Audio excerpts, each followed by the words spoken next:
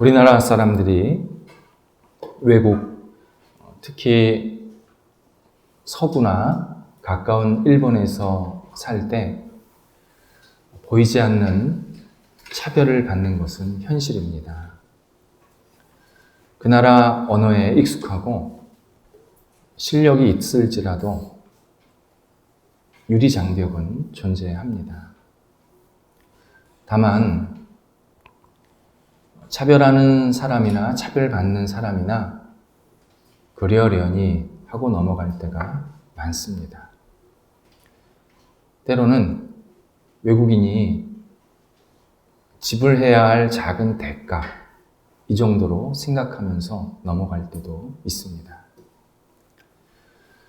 제가 존경하는 한 백인 목회자가 설교 시간에 자신은 인종차별주의자였다, 이렇게 고백해서 놀란 적이 있습니다. 그는 평소 누구보다도 인종차별은 큰 범죄라고 강조했던 사람이었습니다. 사연인즉슨 자기가 백인으로서 살다 보니까 자기도 모르게 유색인종에 대한 차별의식을 자연스럽게 갖고 있었다는 것을 깨달았다는 것입니다. 한 집안에서 살아도 집 주인의 아들은 외부에서 온 사람들을 향해서 내가 이 집의 주인 후손이요, 내가 이 집의 주도권을 가지고 있어, 이렇게 말하는 것과 같았답니다. 어느 날 TV에서 흑인이 잘못한 모습이 방영이 됐는데 아무렇지도 않게 흑인들은 원래 저렇지, 그렇게 혼잣말을 했답니다. 그때 옆에서 아내가 진지하게 자기에게 이야기를 해주었고, 자기 스스로를 돌아보니까 어릴 때부터 자기도 모르게 인종차별의식을 가지고 있었다라는 사실을 깨달았다고 고백을 합니다. 그들만 그러는 것은 아닙니다. 우리나라 사람이 외국인, 특히 우리보다 경제적으로나 문화적으로 약간 낙후된 사람들을 대할 때 차별하는 것은 사실입니다. 우리가 너무 잘 알다시피 우리나라 텃세는 대단합니다. 정말 잘못하다 보면 죽습니다. 성경에는 인종이라는 말이 등장하지를 않습니다. 성경이 인류의 기원에 대해서 잘 설명하는 하나님의 말씀인데 인종이라는 말을 쓰지 않는다는 것은 굉장히 의미가 있습니다.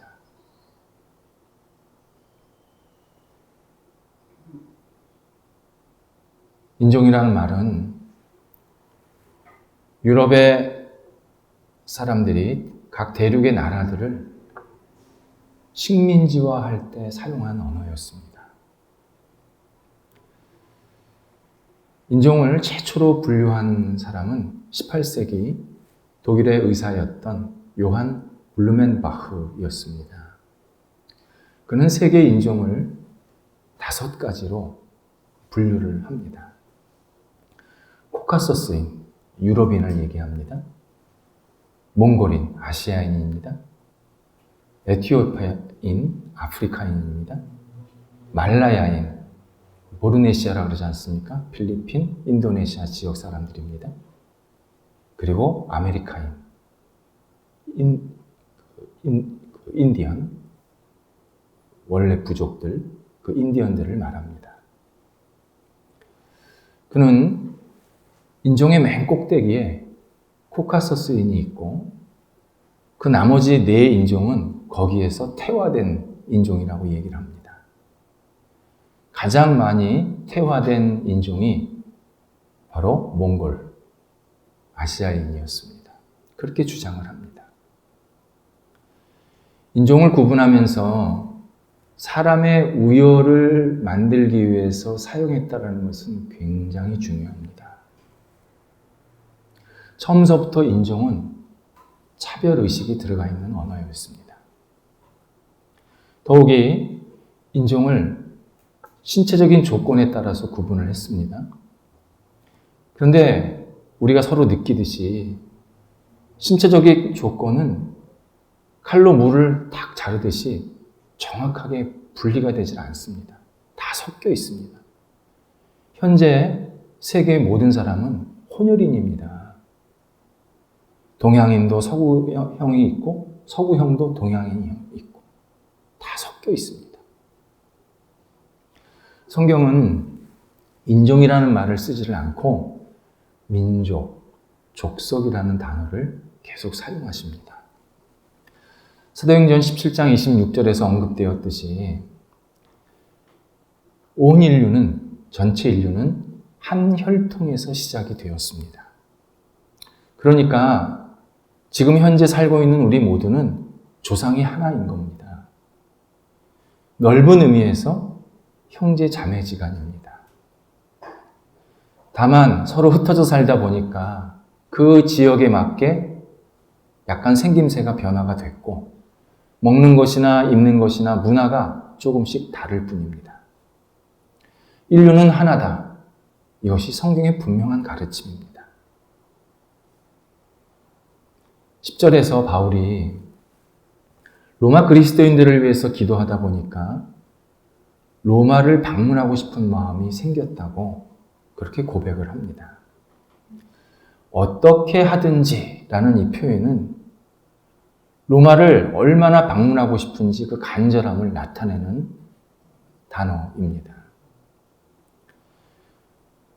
바울은 로마를 정말 가고 싶은 마음이 간절함이 있었지만 쉽게 가지를 못했습니다. 뭐라고 고백을 하냐면 하나님의 계획이 있어야 하고 곧 하나님의 뜻이 있어야 하고 하나님께서 좋은 길을 주셔야 된다. 곧 하나님께서 좋은 의미 있는 만남을 허락해 주셔야 된다. 그렇게 고백을 합니다. 우리 생각에는 아니 바울이 두 발도 있고 건강한데 자기가 원하면 그냥 로마 찾아가면 되지. 무슨 하나님의 뜻을 생각하고 의미 있는 만남을 생각할까? 그렇게 궁금해할 수 있습니다. 우리가 식당을 갔을 때 마침 그 옆에 앉아있는 아는 사람을 만나는 것과 그 식당을 미리 예약하고 그리고 만날 사람을 서로 약속을 잡고 목적을 갖고 만나는 것은 전혀 다릅니다. 바울은 로마 사람들 얼굴 보려고 로마를 방문하려고 하는 게 아니었습니다. 그들을 만나서 신앙적으로 뭔가 의미 있는, 오늘 본문의 표현을 하면 서로 서로에게 힘이 되고 뭔가 용기가 되고 뭔가 의미가 있는 그러한 일들을 이루는 그러한 방문이 되기를 간절히 바랬습니다. 그러려면 바울도 준비가 필요했고 로마 사람들도 기대가 필요했습니다. 그래서 바울이 하나님의 계획이 있어야 된다. 그렇게 고백을 하고 있습니다. 사람은 누구를 만나느냐에 따라서 영향과 결과가 달라집니다. 어떤 만남은 나쁜 영향을 주고받습니다. 또 어떤 만남은 정말 멋지고 복된 결과를 주고받기도 합니다. 그래서 우리는 만남을 위해서 늘 기도할 수밖에 없습니다. 구약성경의 사무엘상 16장에서 이스라엘의 첫 번째 왕이었던 사울이 하나님께 범죄한 후에 선지자 사무엘이 하나님께 눈물로 기도하게 됩니다. 이때 하나님이 사무엘에게 새로운 왕을 세워주겠다고 말씀하시면서 지금 베들레헴에 살고 있는 이새에게 찾아가라고 말씀하십니다. 그러면 그 아들 중에서 다음 왕을 보게 될 것이고 그를 왕으로 세우면 된다. 이렇게 약속을 해 주십니다.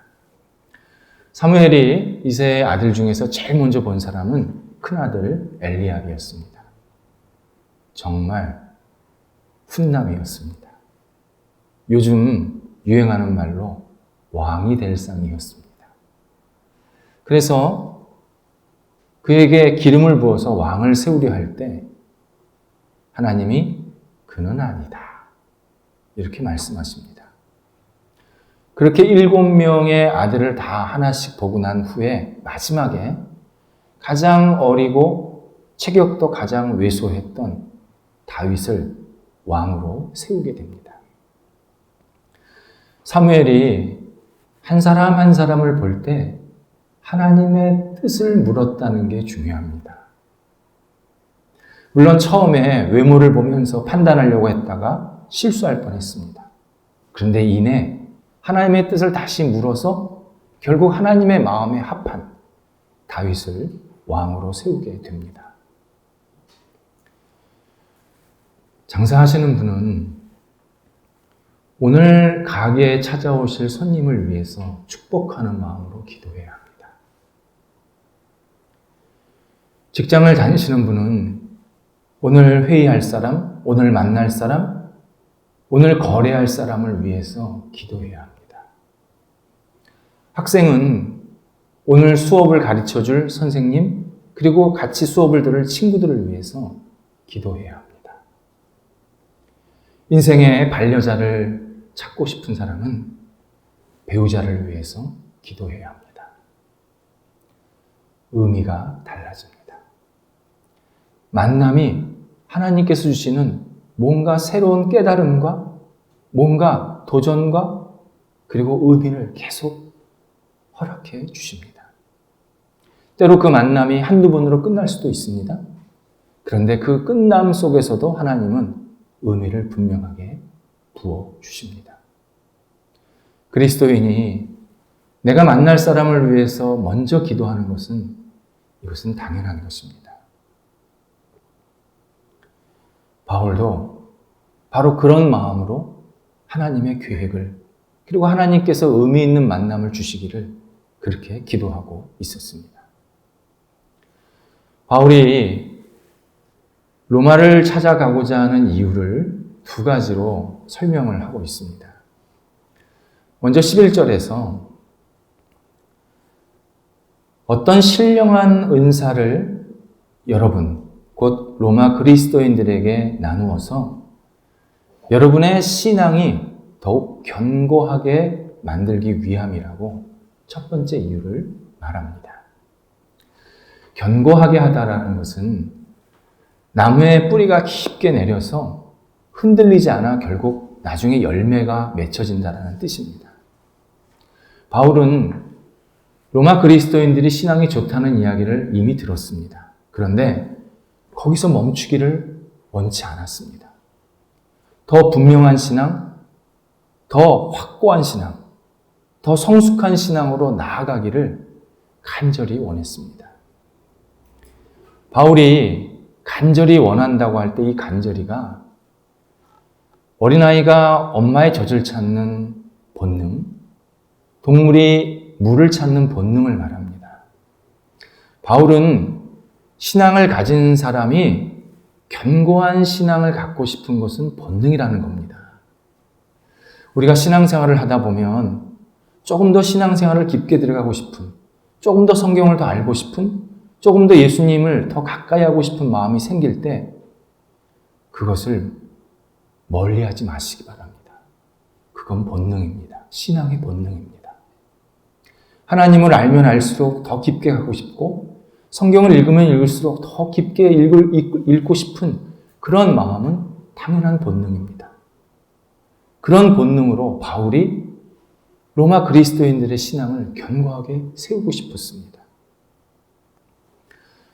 그리고 그 견고하게 세우고자 하는 그 방법으로 어떤 신령한 은사를 나누어주고 싶었습니다. 나누어준다는 것은 바울의 것을 이렇게 준다, 그런 의미가 아니라 소개한다 또는 전달한다, 그런 표현입니다. 바울은 로마 그리스도인들이 하나님께 은사를 받아서 그 은사를 로마 교회와 로마 사회를 위해서 잘 사용하기를 바랬습니다. 그래서 그 은사의 종류가 뭔지, 그리고 은사가 어떤 것이 중요한 것인지를 로마 그리스도인들에게 소개하고 싶었던 겁니다. 알려주고, 그리고 함께 기도하면서 그 은사를 받고 싶어 했던 겁니다. 근데 바울이 뭐라고 표현하냐면 어떤 은사라고 표현합니다.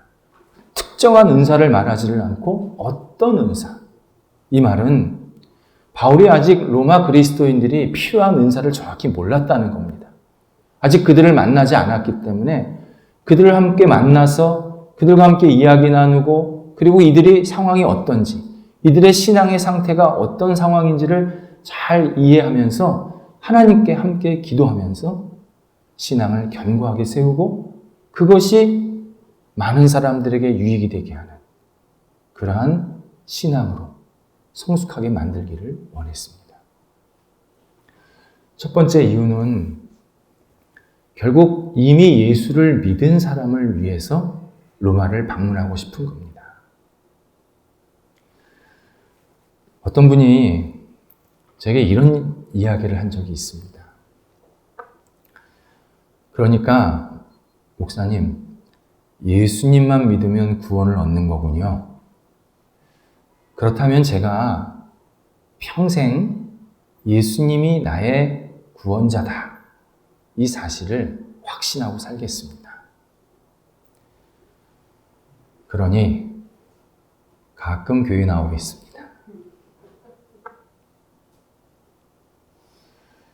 이분이 왜 이런 얘기를 하나 생각해 봤더니, 교회에서 하는 내용 이야기가 그냥 예수님이 구원자입니다, 이것으로 귀결이 된다는 겁니다. 그리고 그러면 끝이지.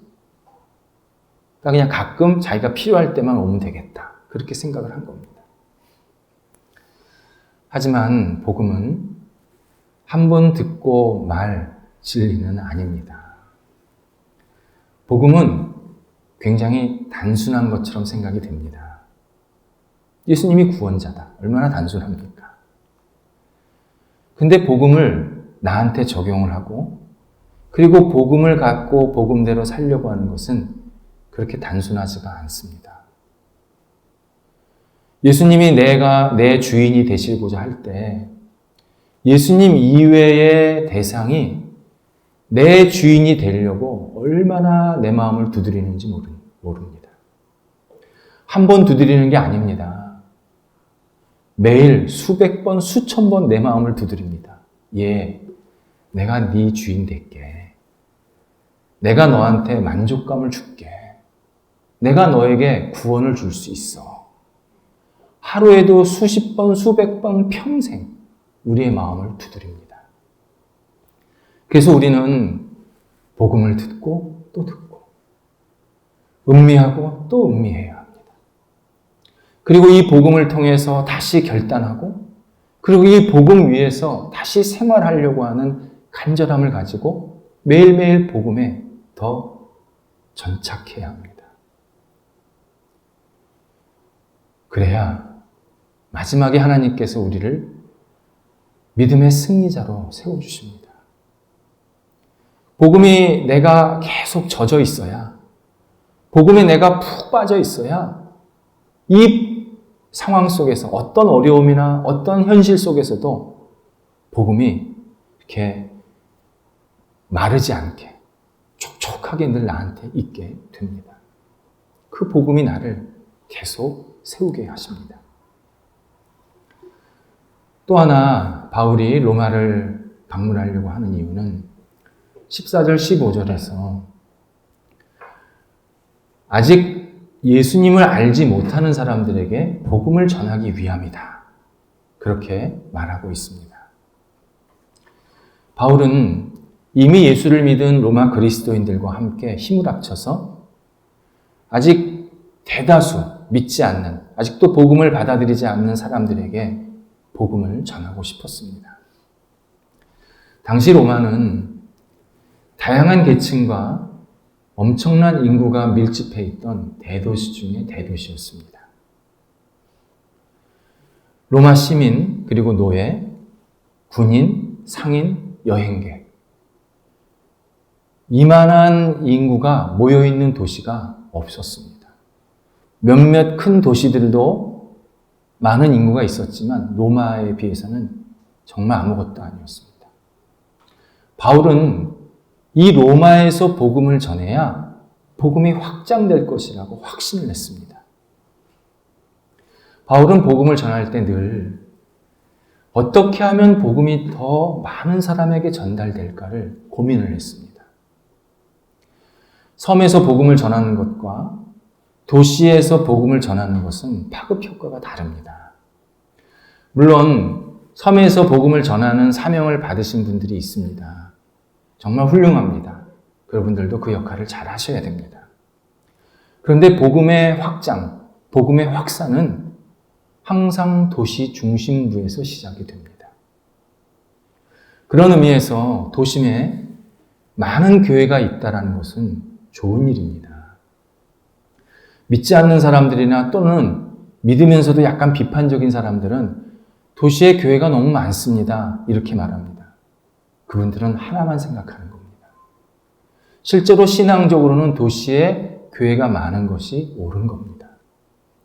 다만 각 교회는 서로 갈등하거나 경쟁하지 말고 하나님께서 각 교회에게 주신 비전 그리고 은사를 가지고 복음을 위해서 선하게 사용되어야 합니다.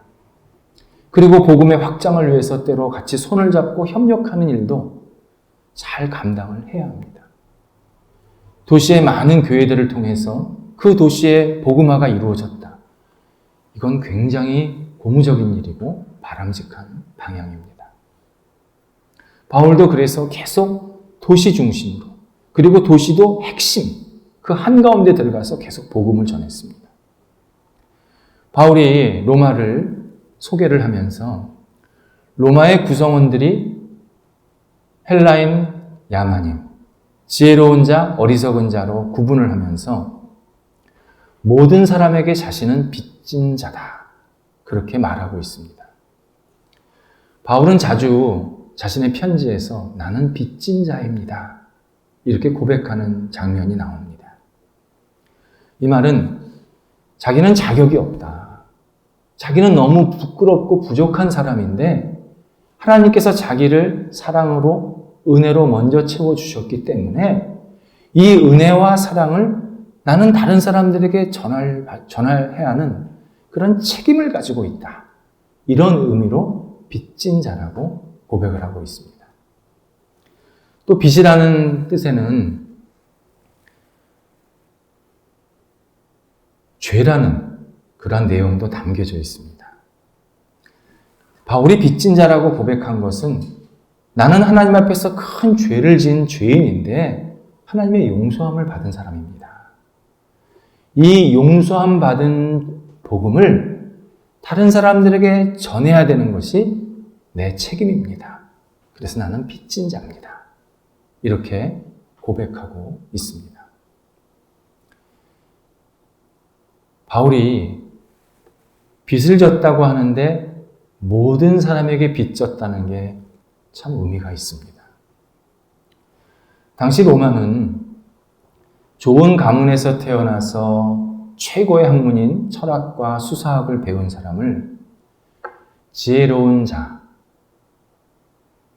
문벌 좋은 자 이렇게 표현을 했습니다. 반대로 배움이나 배경이 없는 사람을 어리석은 자, 천한 자 이렇게 표현했습니다. 그리고 그 신분에 맞게 차별 대우하는 것을 당연하게 여겼던 시대였습니다. 일반 사람들이 숭앙하는 철학자 아리스토텔레스의 정치학을 읽어보면요. 야만인과 노예는 동일한 신분이다. 그들의 신분에 맞게 대우해줘야 한다. 이런 구절이 반복적으로 나옵니다. 그러니까 이 당시는 그 신분에 맞게 차별 대우하는 것을 상식으로 알았던 시대였습니다. 근데 바울이 뭐라 그럽니까? 지혜로운 자, 헬라인, 이것은 로마 상층부에 속한 사람들입니다. 어리석은 자, 야만인, 이것은 로마 밑바닥을 형성하는 사람들입니다. 이 모두에게 자기는 비쳤다. 복음은 높은 사람이나 낮은 사람이나 배운 사람이나 배우지 못한 사람이나 무엇을 가졌거나 못 가졌거나 관계없이 모두에게 복음이라는 뜻입니다. 모두가 들어야 될 진리이고 모두가 구원받아야 할, 모두가 하나님의 은혜를 받아야 될 사람이라는 뜻입니다. 예수 그리스도의 십자가는 각 민족, 각 계층, 각 신분을 가장 선하게 이끄시고 그리고 진리의 길로 이끄시는 유일한 하나님의 방법입니다. 예수 그리스도의 십자가 외에는 각 민족, 각 계층을 평화롭게 만들고 구원의 길로 이끄는 방법은 없습니다. 각 민족, 각 계층의 집단은 구원을 위해서 사회적으로 기여한 바가 하나도 없습니다. 각 개인이 타락을 했기 때문에 개인이 모인 집단도 타락하는 것은 당연한 결과입니다. 각 집단은 이기적입니다. 욕심으로 가득 차 있습니다. 집단의 이름으로 불의를 자행합니다. 집단이 합의했다는 이유로 잘못된 행동을 스스럼 없이 막 합니다. 그런데 예수 그리스도의 십자가가 개인과 집단을 구원의 길로 이끄시고 평화롭게 만드시고 서로 존중하게 만드십니다. 그래서 예수 그리스도의 십자가가 서로를 계속 살리게 만드십니다. 오늘 두 번째 읽은 요한계시록 5장 9절에서 10절에서 아주 멋진 장면이 나옵니다. 온 백성이, 온 인류가 하나님 앞에서 거룩한 제사장이 된다고 합니다. 얼마나 멋진 장면입니까? 죄인이 없다는 겁니다. 그런데 이 일이 이루어지려면 오직 예수 그리스도의 십자가로만 가능하다고 말씀하고 있습니다. 계시록 5장 9절, 오늘 앞절에서 우리가 생각해야 될 두 가지가 있습니다. 먼저 각 족속에서와 끝에 나오는 예수님이 사셨다, 피로 사셨다라는 이 동사가 번역되기 전 성경에, 그러니까 원래 성경에는 붙어 있습니다. 직접적으로 붙어 있습니다. 중간에 사람들을이라는 목적어가 없습니다. 이 구절이 의미하는 바는 명확합니다. 예수님께서 한두 사람 살리려고 십자가 지신 게 아닙니다. 한두 민족 살리시려고 십자가에서 희생당하신 게 아닙니다. 온 인류입니다. 모든 사람입니다. 예수님께서는 온 백성들, 온 인류를 다 살리시기 위해서, 다 구원하시기 위해서 십자가로 그들을 사셨다는 겁니다. 또 하나, 왜 십자가를 통해서 그들을 사셨는지 그 이유가 9절 끝에 나옵니다.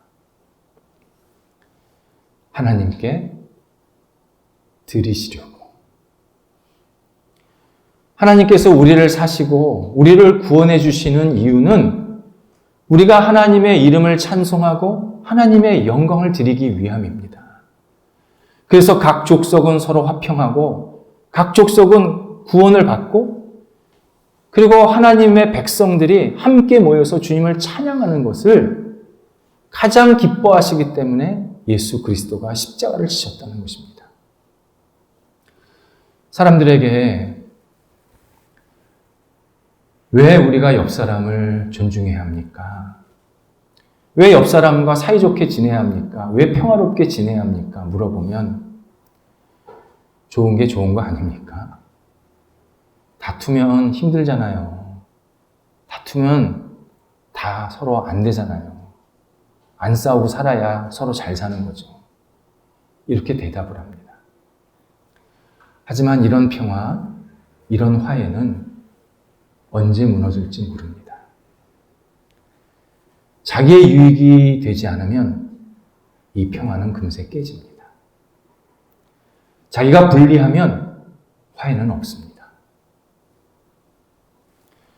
최근에 전 세계적으로 일고 있는 운동이 하나 있습니다.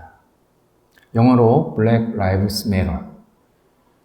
흑인의 생명은 소중하다 운동입니다. 이 글귀가 각 강공소, 방송사에도 붙어 있고 스포츠, 그러니까 운동 경기를 하기 전에 선수들이 이 슬로건을 한번 크게 외치고 그리고 시합을 시작하는 모습을 보게 됩니다. 근데 이 구절이 되게 불완전한 구절입니다. 이유가 없습니다. 내가 왜 흑인, 나아가서 내가 왜 옆 사람을 소중히 여겨야 되는지 이유가 없습니다. 만약에 나는 옆 사람을 공격하고 옆 사람을 핍박할 때 내가 소중하다고 느낀다라고 하면 해결 방안이 없습니다. 그래서 더 큰 목적이 필요한 겁니다. 내가 옆 사람을 소중하게 여겨야 하는 더 큰 목적이 뭐냔 말입니다. 그게 하나님의 영광입니다. 하나님의 기쁨입니다. 하나님을 찬송하기 위함입니다.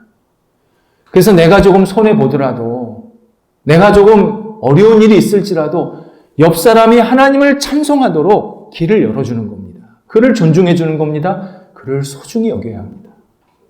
그래야 진짜 화평이 오고 진짜 화해가 오고 진짜 서로 아름다운 관계가 형성이 됩니다. 건강한 사람과 건강하지 못한 사람, 무엇을 가진 사람과 가지지 못한 사람, 어떤 일을 잘하는 사람과 잘 못하는 사람, 모두가 서로를 존중하고 소중히 여겨야 되는 이유가 바로 그 사람이 하나님의 영광, 하나님의 이름을 높여드릴 수 있는 그러한 위대한 가능성이 있는 사람이기 때문입니다. 그래서 우리는 계속 옆 사람을 소중히 여길 수밖에 없습니다. 우리 주변에는 아직도 하나님의 영광을 드려야 될 사람들이 많이 있습니다. 그들에게 가장 먼저 해야 할 일은 예수 그리스도의 십자가를 전하는 일입니다. 십자가밖에 그 사람이 하나님의 영광을 돌려드릴 수 있는 것이 없습니다. 세상에 있는 돈을 다 하나님 앞에 드리면 하나님이 잘했다 그러시겠습니까? 세상에 있는 명예를 다 갖다 드리면 하나님이 그래, 아유 참 나한테 없는 명예를 나한테 줬구나 좋아하시겠습니까? 아닙니다. 오직 예수 그리스도의 십자가를 의지해서 하나님을 높여드리는 그 사람을 하나님을 기뻐하십니다. 우리가 먼저 예수 그리스도의 십자가의 사랑을 받은 사람입니다. 그래서 이 빚진 자 마음으로 우리 주변에게 그리스도의 십자가를 전하게 되면, 그래서 그 사람이 하나님을 높이는 그러한 일이 생기면 얼마나 행복한 사람입니까? 얼마나 의미 있는 삶을 살고 있는 것입니까? 하나님께서는 이 행복을 우리가 누리기를 원하십니다. 기도하겠습니다. 하나님, 예수 그리스도의 십자가가 하나님의 영광이 되게 하시고 하나님의 이름을 높일 수 있게 하신 것 감사를 드립니다. 이 십자가를 붙잡고 평생 매일 하나님을 노래하며 기뻐하며 영광 돌릴 수 있도록 인도하여 주시옵소서. 하나님, 아직도 우리 주변에 예수 그리스도의 십자가를 의지하지 못하는 분들을 하나님께서 긍휼히 여겨 주셔서 우리가 그들에게 그리스도의 사랑을 나눌 때에 함께 주님을 노래하게 하시고 함께 예배하는 큰 복이, 큰 감사가 우리 가운데 있게 하여 주옵소서. 예수님의 이름으로 기도드립니다. 아멘.